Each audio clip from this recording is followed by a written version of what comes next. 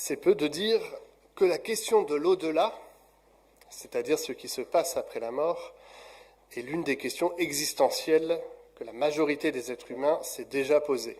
Peut-être c'est déjà d'ailleurs le cas pour chacun d'entre vous. Qu'est-ce qui se passe après? Comment on va vivre les choses ensuite?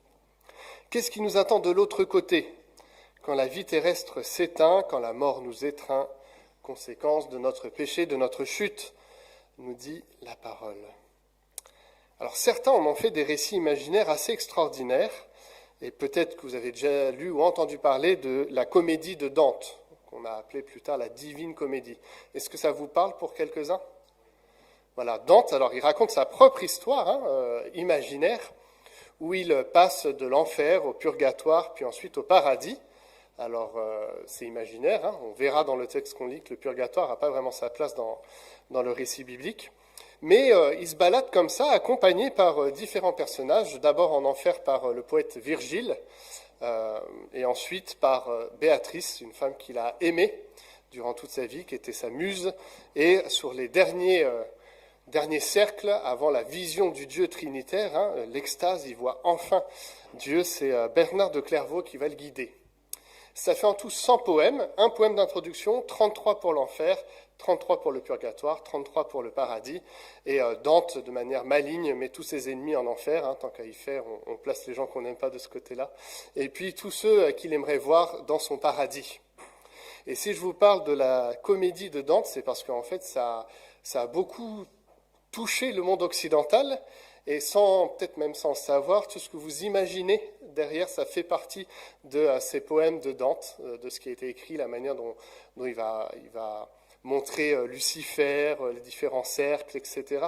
Ça nous a beaucoup marqué, en fait, ces poèmes. Donc voilà, par exemple, un récit imaginaire de ce qui peut se passer dans l'au-delà. Et si je vous parle de ça, c'est que la Bible s'emploie à ne pas éluder cette question primordiale. Elle parle aussi de l'au-delà. Elle offre des éléments de réponse importants, mais de manière surprenante. Elle va pas s'appesantir sur les détails précis. Dante a donné des précisions extraordinaires dans son récit onirique de chaque place, de chacun, etc. Mais la Bible, en fait, elle va parler de l'au-delà, mais de manière assez générale. Alors Jésus lui-même évoque la question de l'au-delà de manière assez imagée et en même temps, ce que je viens de dire, de manière assez simple, comme dans la parabole que nous allons lire dans un instant. Et cette parabole, c'est un des textes de l'Évangile qu'en première lecture, on peut voir de manière assez déroutante, mais qui pourtant redit avec force le sens du salut. Alors peut-être que vous serez frustrés par rapport à la comédie de Dante, parce que c'est bien moins précis que cela, mais là, ce qu'on va lire, c'est la vérité de l'Évangile, et du coup, ce qui est dit, on va le regarder avec un regard sérieux et sincère.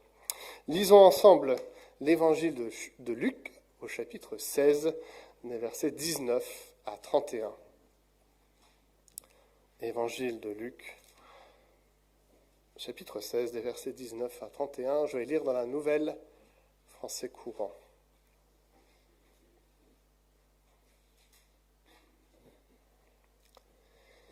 Il y avait un homme riche qui s'habillait de vêtements les plus fins et les plus coûteux, textuellement c'est de pourpre et de lin, et qui chaque jour vivait dans le luxe en faisant de bons repas. Devant la porte de sa maison était couché un pauvre appelé Lazare. Son corps était recouvert de plaies. Il aurait bien voulu se nourrir des morceaux qui tombaient de la table du riche. De plus, les chiens venaient lécher ses plaies. Le pauvre mourut et les anges le portèrent auprès d'Abraham. Le riche mourut aussi et on l'enterra. Il souffrait cruellement dans le monde des morts. Il leva les yeux et vit de loin Abraham et Lazare à côté de lui. Alors il s'écria : « Père Abraham, prends pitié de moi. Envoie donc Lazare tremper le bout de son doigt dans de l'eau pour me rafraîchir la langue, car je souffre horriblement dans ce feu. » Mais Abraham dit : « Mon enfant, souviens-toi que tu as reçu beaucoup de bonheur pendant ta vie, tandis que Lazare a eu beaucoup de malheur. Maintenant, il reçoit ici sa consolation, tandis que toi tu souffres. De plus, il y a un profond abîme entre vous et nous, Ainsi, ceux qui voudraient passer d'ici vers vous ne le peuvent pas, et l'on ne peut pas non plus parvenir jusqu'à nous de là où tu es. » Le riche dit, « Je t'en prie, Père, envoie donc Lazare dans la maison de mon père, où j'ai 5 frères, qu'il aille les avertir afin qu'ils ne viennent pas eux aussi dans ce lieu de souffrance. » Abraham répondit, « Tes frères ont Moïse et les prophètes pour les avertir, qu'ils les écoutent. » Le riche dit, « Cela ne suffit pas, Père Abraham. Mais si quelqu'un revient de chez les morts et va les trouver, alors ils changeront de vie. » Mais Abraham lui dit, « S'ils ne veulent pas écouter Moïse et les prophètes, ils ne se laisseront pas persuader, même si quelqu'un ressuscité d'entre les morts. » Amen. Prions. Seigneur, viens éclairer ce matin par ton esprit ce texte, viens nous enseigner les vérités de la bonne nouvelle, de cet évangile. Ouvre notre intelligence, notre cœur à toi. En ton saint nom. Amen. C'est un texte un peu bizarre, non ? Il n'y a que moi qui le trouve étrange dans les évangiles. C'est pas si courant de Jésus qui parle de l'au-delà, et sous le format d'un style littéraire en plus bien particulier, qui est celui de la parabole. Parce que si nous ne prenons pas le style littéraire pour ce qu'il est, c'est un peu délicat de comprendre la suite. La parabole est marquée, comme toutes les paraboles que Jésus a utilisées, par une formule qui est traduite en français dans notre texte par « il y avait ».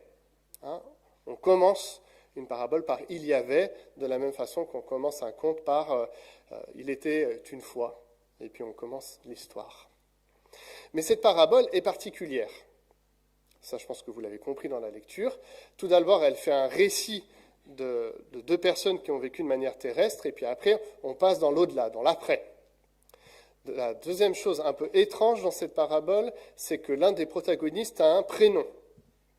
Le pauvre s'appelle Lazare. Et ça, en fait, c'est la seule fois dans les paraboles, en général, pour utiliser le style littéraire de la parabole, on fait exprès de rendre anonyme l'ensemble des protagonistes. Comme ça, chacun peut essayer de se saisir de ça pour lui dans sa vie personnelle. Deuxième élément du style littéraire de la parabole, c'est que je crois qu'on est tous tentés, lorsqu'on lit ce texte, de chercher tous les détails du texte. De se dire, en fait, ce texte nous dit très clairement ce qui se passe dans l'au-delà, la manière dont les choses vont avoir lieu. Le style littéraire de la parabole, c'est pas ça. On raconte une histoire, il y a des éléments qui peuvent être vrais dedans, mais il y a aussi des éléments qui peuvent être imaginaires. Ce qu'on cherche à transmettre, c'est un enseignement, une morale qui doit être donnée à la fin du texte. Tout ça pour vous dire, et j'assume pleinement ce que je vais dire dans un instant, que si vous pensez que ce qui vient d'être lu, c'est littéralement ce qui va se produire après votre mort, c'est compliqué, ce n'est pas le style littéraire de la parabole. Le style littéraire de la parabole, à nouveau, c'est créer un récit pour vous emmener quelque part, et dedans il y a des grandes vérités qui vont être dites de l'évangile, de la bonne nouvelle, mais il ne faut pas prendre chaque détail comme acquis de quelque chose qui est réel. Voilà, je termine cette grande introduction. Et enfin, dernier élément, avant de plonger dans le regard dans ce texte, ce récit, pour bien le comprendre, cette parabole, c'est une réponse aux pharisiens, qui est exprimé juste avant, les versets juste avant. Si vous avez vos Bibles ouvertes, vous pouvez lire les versets juste avant. On nous dit que les pharisiens étaient donc des hommes qui aimaient l'argent, entendaient toutes ces paroles que Jésus était en train de prononcer et se moquaient de Jésus. Donc, la parabole qui va être donnée, c'est une réponse à ces pharisiens qui aimaient l'argent, entendaient toutes ces paroles et se moquaient de Jésus. La parabole vient répondre à ces pharisiens. Et elle vient répondre d'une manière assez grandiose en posant un certain nombre d'éléments de contraste. Luc, c'est quelqu'un qui aime beaucoup les contrastes dans cette histoire, il y en a plein. Mais d'abord, il commence par une égalité. Une égalité devant la mort, que tu sois riche ou que tu sois pauvre. À la fin, ce qui t'attend de manière terrestre, c'est la mort. L'égalité pour 2 hommes qui ont vécu côte à côte, sans s'être jamais connus. Et c'est là le propos de cette parabole. S'ils ont l'un et l'autre une égalité dans la mort, ils ont vécu une criante inégalité durant leur vie terrestre. D'un côté, et c'est des archétypes qui sont donnés, un riche très riche, un jet-setter de l'époque qui passe ses journées à faire la fête, à manger, à s'habiller de manière les plus riches possible, de pourpre et de lin. Pour avoir la couleur pourpre, on utilisait des mollusques. C'était beaucoup de mollusques qu'on devait utiliser. Ça coûtait une fortune à faire. Et le lin venait d'Égypte. De la même façon, du coup, l'arrivée de ce lin en Israël coûtait là aussi une fortune. Donc là, en Judée, dans la province de Judée. Et repas tous les jours, fiesta tous les jours pour cet homme. La théorie du ruissellement, ça ne fonctionne pas trop dans cette parabole. Il y a d'un côté un homme très très riche et de l'autre un très pauvre, qui s'appelle Lazare.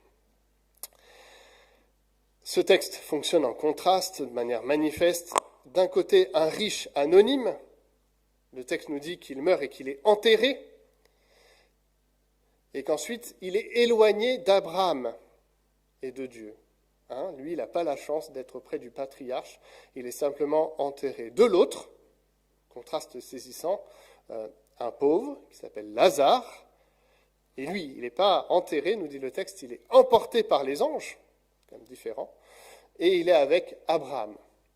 Lui se retrouve, et c'est même mignon comme scène, c'est pas simplement avec Abraham, mais dans le sein d'Abraham. Abraham l'entoure de sa présence.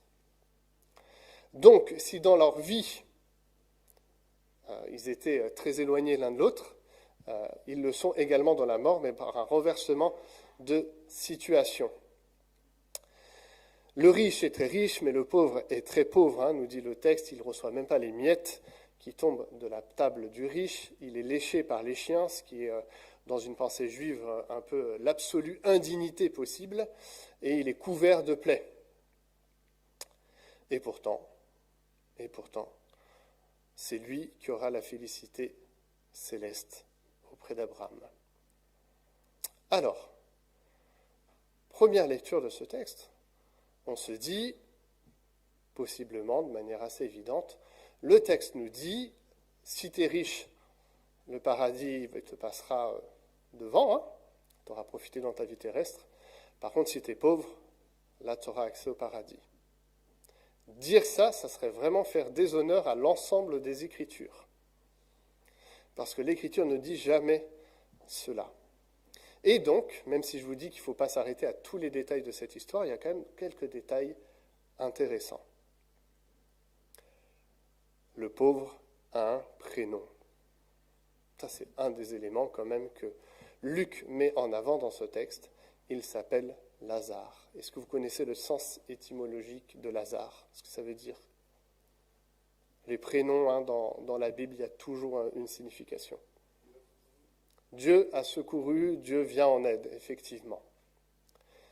Cet homme, ce pauvre, est nommé par Jésus, ce qui n'est pas le cas du riche. Et c'est déjà une différence manifeste entre ces deux personnes. Lazare, lui, est connu. Lazare, lui, a cherché le secours et l'aide de Dieu. Mieux, il a accepté cette aide et ce secours. Le riche anonyme n'a aucune relation avec son Dieu. On ne connaît même pas son prénom. Aucune relation non seulement avec Dieu, mais aucune relation avec ce pauvre, alors qu'ils sont séparés dans le texte par une porte, ou, selon vos traductions, un portail.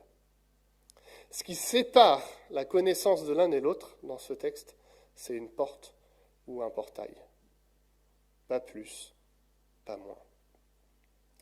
Là aussi, je vous ai parlé du ruissellement, mais il y a une expression d'Emmanuel Macron qui l'assume totalement. Si tu veux chercher du boulot, tu passes de l'autre côté de la rue. Et de la même façon, si l'homme riche avait voulu connaître Lazare, il aurait fallu passer simplement la porte de la maison ou le portail de la villa. Ce qui les sépare est en fait très minime durant leur vie terrestre, mais a des conséquences dans l'au-delà où cette porte se transforme en abîme. La pointe de ce texte, c'est la relation engagée pour l'un et l'autre envers Dieu, et ensuite l'un et l'autre ensemble. c'est la pointe de la parabole. La relation que chacun vit avec son Créateur, et ensuite, du coup, la conséquence logique de ce qu'ils vont vivre l'un et l'autre ensemble. C'est assez évident, en fait, dans cette parabole. Lazare, même si on ne dit pas que c'est un croyant dans le texte, par son prénom, situe sa relation à Dieu. Il a accepté l'aide de Dieu, le secours du salut de Dieu dans sa vie. Et c'est ça précisément qui lui permet d'être dans le sein d'Abraham, d'être quelque part au bénéfice de l'alliance qu'avait reçue Abraham. Le riche, lui, n'a toujours été qu'un anonyme aux yeux de l'Éternel, mais un anonyme à son prochain. Son égoïsme n'a pas permis qu'il rencontre le pauvre qui était à sa porte ou au portail de sa villa. Jésus, dans ce texte, fait très clairement appel à la loi contre le pharisien qu'il combat. Eux qui prétendent l'incarner, et qui prétendent sûrement que Jésus la transgresse par son attitude envers les pécheurs, et bien pourtant c'est Jésus qui la respecte. Car pour reprendre ses paroles en Matthieu 22, versets 37-40, « Tu aimeras le Seigneur ton Dieu de tout ton cœur, de toute ton âme et de toute ta pensée. C'est le premier et le plus grand commandement, et voici le second qui lui est semblable. Tu aimeras ton prochain comme toi-même. De ces deux commandements dépendent toute la loi et les prophètes. » Toute la loi et les prophètes dépendent de ton rapport à Dieu et de ton rapport au prochain. Et c'est de ça dont il est question dans cette parabole. Le rapport du riche à Dieu et son prochain, et le rapport du pauvre à Dieu et la capacité, dans son cas, de pouvoir être en connexion avec son prochain, parce que le prochain met une distance. Ce souci de Jésus, lui, par contre, est manifeste dans tout l'Évangile pour les petits. C'est même la suite directe de notre parabole. Je lis les premiers versets du chapitre 17. Jésus dit à ses disciples, « Bien sûr, il y aura toujours des occasions de se détourner de Dieu, mais quel malheur pour celui qui en est la cause. Il vaudrait mieux pour lui qu'on lui attache au cou une très grosse pierre et qu'on le jette dans la mer, plutôt que de conduire un seul de ses petits à se détourner de Dieu. Prenez bien garde à vous-même. » La mise en garde de Jésus à l'attention de ses disciples, c'est de porter un regard sur les petits. Et c'est la faute de ce riche qui, n'ayant pas de relation à Dieu, ne peut pas avoir de relation saine, juste à son prochain. Ainsi, le texte ne dit pas que c'est parce qu'il est riche qu'il n'a pas accès. Et là aussi, le souci du détail de Luc est manifeste. Le pauvre se retrouve dans le sein d'Abraham. Mais Abraham, c'est l'exemple type du riche dans la Bible.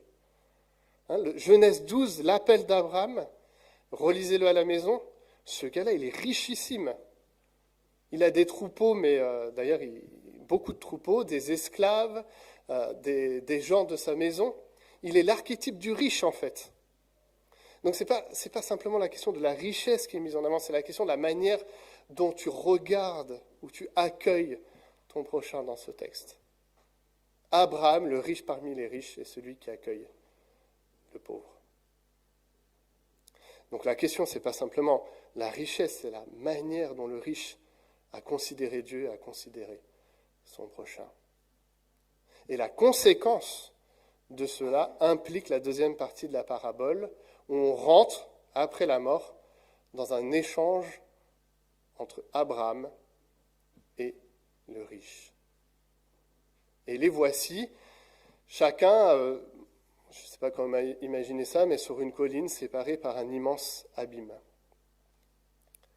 Et le riche, conscient maintenant de ce qu'il aurait dû faire, appelle Lazare, ce qu'il n'avait pas fait, puisqu'il n'avait même pas connaissance de Lazare précédemment, à venir à sa rencontre pour étancher sa soif et pour appeler les frères à la repentance. Et c'est là où le texte est terrible. C'est que dans cette partie de la parabole, c'est trop tard. Ce qui intéresse de manière particulière Jésus, en fait, c'est ce qui aurait pu se faire avant. Ce qui aurait dû se faire avant. Et ensuite, il pose les conséquences de ce qui n'a pas pu se vivre de manière terrestre. Ainsi, la Bible ne parle jamais de purgatoire, mais simplement d'un choix à faire maintenant, dans l'aujourd'hui de notre espérance et de nos relations à Dieu et les uns aux autres. Vraiment, c'est frappant, mais il aurait suffi qu'il passe la porte de sa maison et le portail de sa villa.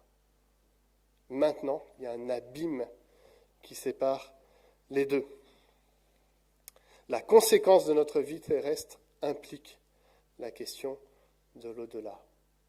Et la question de l'au-delà, c'est la question de se trouver du bon côté, finalement. Pour le pauvre, il est avec celui qui était destinataire de cette promesse extraordinaire, Abraham. Mais le riche est loin. Et il se permet deux questions, et à ces deux questions s'opposera un refus de la part d'Abraham. Non, Lazare ne peut pas aller de l'autre côté. Non, même si quelqu'un ressuscite, il y a déjà l'épreuve avant. Et quand je vous dis que le texte est dur et cynique, c'est que cette question de la résurrection, elle intervient dans la Bible. Jésus a ressuscité un homme qui s'appelait. Et c'est précisément lors de cette résurrection-là que les pharisiens ont dit qu'il fallait mettre à mort Jésus. Donc, non seulement Jésus utilise une parabole, mais en plus ça va arriver, il y a vraiment Lazare, un Lazare qui va ressusciter, et ça sera un des éléments de condamnation des pharisiens. Donc, l'application de cette parabole, de manière très pratique, c'est la résurrection de Lazare, mais on pourrait dire, bien évidemment, de manière projetée, aussi la mort et la résurrection de Jésus, où bien des hommes et des femmes ont vu la résurrection de Jésus, et c'est pas ça qui les a amenés à croire. Au fond, ce que Jésus précise dans la parabole, c'est que la responsabilité incombe à chacun de ne pas s'endurcir, mais d'accueillir maintenant, dans l'instant présent, la relation que Dieu veut avoir avec chacun d'entre nous et la conséquence des relations que ça implique les uns avec les autres.